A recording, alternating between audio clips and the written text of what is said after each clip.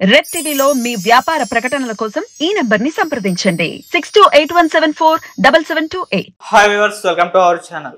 ఆంధ్రప్రదేశ్లో death certificate పైన కూడా జగన్ గారి బొమ్మ ఉండడం పైన జయప్రకాష్ నారాయణ గారు విమర్శించడం చూస్తున్నాం. అసలు డెత్ సర్టిఫికేట్ పైన నిజంగా ఒక చీఫ్ మినిస్టర్ బొమ్మ అలా ఉండొచ్చా, ఉంటుందా? మరి దీనిపైన తన ఒపీనియన్ తెలియజేయడానికి ప్రజెంట్ మనతో పాటు సీనియర్ జర్నలిస్ట్ జయదేవ్ గారు ఉన్నారు. వారితో ఒకసారి డిస్కస్ చేద్దాం. సార్ నమస్కారం. సార్ నమస్తే సార్, జగన్ గారి బొమ్మ డెత్ సర్టిఫికేట్ పైన ఉంది సార్. మరి ఇది జయప్రకాష్ నారాయణ గారు చూసి ఆయన విమర్శించడం చూస్తున్నాం. ఈ విధంగా ఎలా ఉంటుంది? అసలు డెత్ సర్టిఫికేట్ పైన కూడా ప్రమోషన్ చేయించుకుంటారా అన్న రేంజ్ లో ఆయన విమర్శించారు. మరి మీరేం చెప్తారు సార్ దీని గురించి? అది నేను ఇంతకుముందు చాలా సందర్భాల్లో చెప్పాను కదండి, ఇష్టము, పిచ్చి, పెచ్చ 3 లెవెల్స్ ఉంటాయి.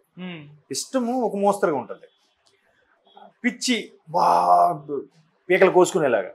పిచ్చ అంటే పరాకాష్ట అనమాట. ఇంకా అది ఆడు ఏం చేస్తాడో తెలియదు, వాడికి చొక్కాలు చించేసుకుంటుంటాడు. ప్రతీది కూడా అధినేత కళ్ళల్లో కానీ అభిమాన హీరో కళ్ళల్లో పడాలి అని అభిమాన హీరో ఫ్యాన్ కానీ లేదా ఆ అధినేత కళ్ళల్లో పడాలనే కార్యకర్త కానీ అంటే పీక్స్ అనమాట. ఇప్పుడు రిలీజ్ రోజు సినిమా చూడాలనుకోవడం ఒక పిచ్చి. అవును, రిలీజ్ రోజు సినిమా చూడటమే కాకుండా దానికోసం అవసరమైతే పెళ్ళందో తల్లిదో తాళి తాకట్టు పెట్టి మరీ వెళ్ళి చూడటం అనేది పిచ్చ, ప్రెస్టేజ్కి వెళ్ళిపోయి కదా. అలాగే ఇప్పుడు బహుశా జగన్మోహన్ రెడ్డి ఆయన ఫోటో వేయమని చెప్పుండు నాకు తెలిసి, కానీ అది పిచ్చి అనమాట. అబ్బా అన్న మీరంటే మాకు ఎంత ఇదన్నా అన్నట్టుగా కింద స్థాయి వాళ్ళు లేకపోతే మంత్రులు, కార్యకర్తలు, లేదంటే ఉద్యోగం చేస్తున్న ప్రభుత్వ వైఖరికి ప్రభుత్వ అధికారులు కూడా మొగ్గు చూపే వాళ్ళు ఉంటారు చాలామంది. సో అలాంటి వాళ్ళు చేసే ప్రక్రియలు అనమాట, పోకడలు అనమాట ఇవన్నీ. అంటే ఆయన కళ్ళలో పడాలి, ఆయన ఇలా చేశారు అనుకోవాలి. డెత్ సర్టిఫికేట్ మీద ఆయన ఫోటో ఏంటి, అర్థం ఏంటి కదా. ఎలా ఉండదంటే శుభాకాంక్షలకి శ్రద్ధాంజలికి ఉన్నంత తేడా ఉంది, అంతే కదా.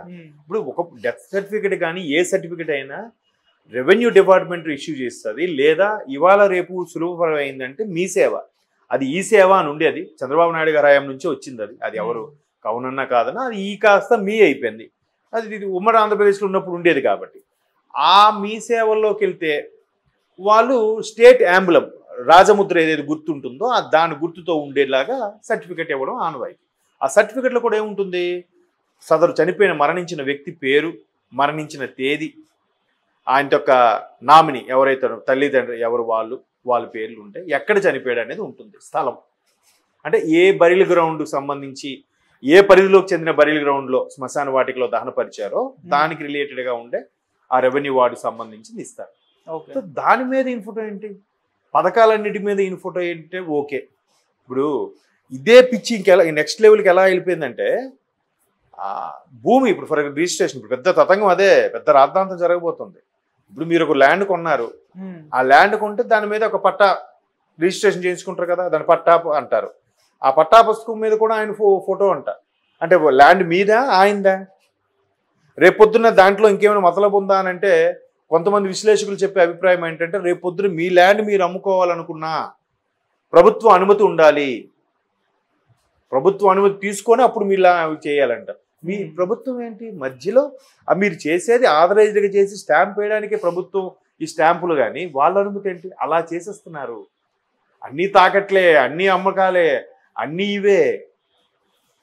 సో జయప్రకాష్ నారాయణ గారు ఏంటంటే ఇప్పుడు మొన్న ఒక అమ్మాయి చూశాను, ఒక ఆవిడ పేరు రాయిపాటి, జనసేన వీరమ్మాని కార్యకర్త, కూడా మంచి లీడరు, మంచి స్పోక్స్ పర్సన్ కూడా ఆవిడ. అదే ఒక స్కూల్ ఇనాగ్రేషన్ దేనికి వెళ్ళినప్పుడు మాట్లాడింది ఆవిడ.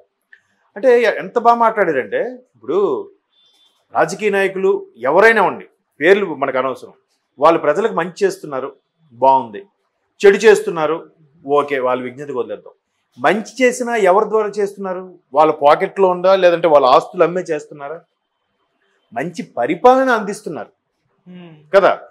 ప్రజల మీద నుంచి వచ్చే లేదా అక్కడ స్థానికంగా ఉండే ఆ రాష్ట్ర ప్రజల మీద నుంచి ఉంటే పన్నుల రూపంలోనో ట్యాక్సుల రూపంలో మరే ఇతర లాభాల నుంచి వచ్చినప్పుడు రెవెన్యూ జనరేట్ అయిన దాన్ని పథకాల రూపంలోనో లేదంటే సంక్షేమాల రూపంలోనో కన్వర్ట్ చేస్తున్నారు, అంతే కదా.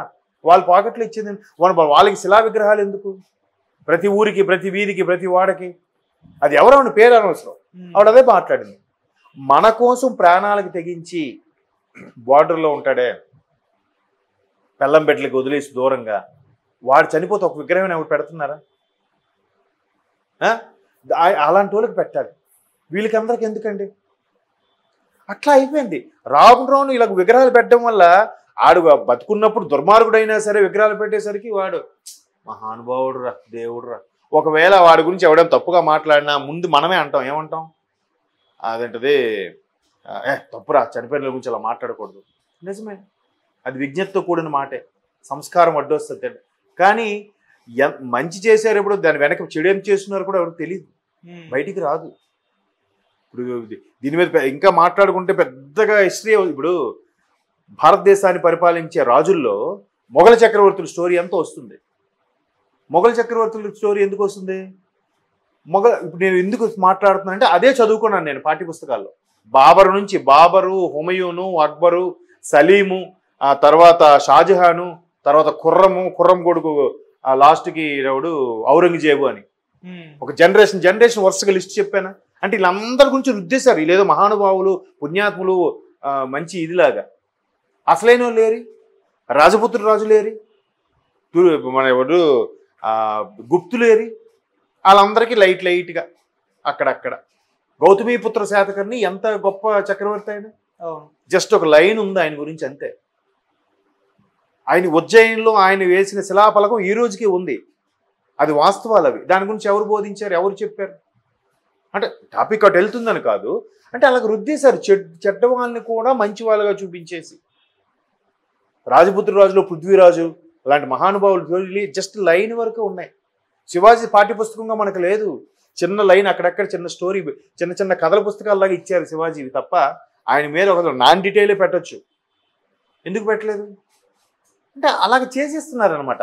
మంచి వాళ్ళని మంచి వాళ్ళగా పోనీ చూపించకపోయినా పర్వాలేదు, కానీ చెడ్డ వాళ్ళని మంచి వాళ్ళగా చూపించి ప్రొజెక్ట్ చేసేసారు. ఇప్పుడు దానివల్ల ఏమవుతుంది, ప్రతి ఒక్క నాయకుడిని కూడా విగ్రహం పెట్టేసరికి అబ్బా అన్నప్పుడు బాగుండదురా, మంచివాడురా. ఎప్పుడు బాగుండేది? కంపేర్ టు దీనికన్నా కొంచెం బెటర్గా ఉండేది, అంతేగాని సూపర్ ఏం కాదు అక్కడ. అంటే పెద్ద గీత చిన్న గీత లాగా. జయప్రకాష్ నారాయణ గారు ఆవేదన అదే. ఇప్పుడు కొంతమంది, ఇప్పుడు ఆవిడ మాట్లాడింది, ఖండించింది. ఆవిడ రాయపాటి సునీత, ఆవిడ పేరు గుర్తులేదు నాకు, జనసేన ఆవిడ చాలా బాగా మాట్లాడుతుంది. సో ఆవిడ అలాంటి వాళ్ళు ఇంకా రావాలి. నాయకులు చనిపోయిన తర్వాత గొప్పోడు అయిపోవడం కాదు, ఉన్నప్పుడు ఏం చేశారు వాస్తవాలు అన్నట్టు మాట్లాడాలి కదా. సో అలాగా పెద్దానికి ఒక సిస్టమ్ ఉండాలి. ఇప్పుడు మీరు ఆ స్టిక్కర్లు తయారు చేశారు, రావాలి జగన్, కావాలి జగన్, ప్రతి ఇంటి ముందు కూడా అంటే మా అండ మా ఆశ నువ్వే అన్నట్టుగా అంటించుకుంటున్నారు. అది ప్రజల నుంచి రావాలి. మీరు స్టిక్కర్లు వేసేస్తే అయిపోద్దా? దీని మీద ఒక చిన్న జోక్ ఉంది. జపాన్ వాడట హిరోషిమా నాగసాకి అయిపోయిన తర్వాత డెవలప్ అవ్వడానికి చాలా కష్టపడ్డారు. అటువంటి జపాన్ దేశం చాలా కష్టపడి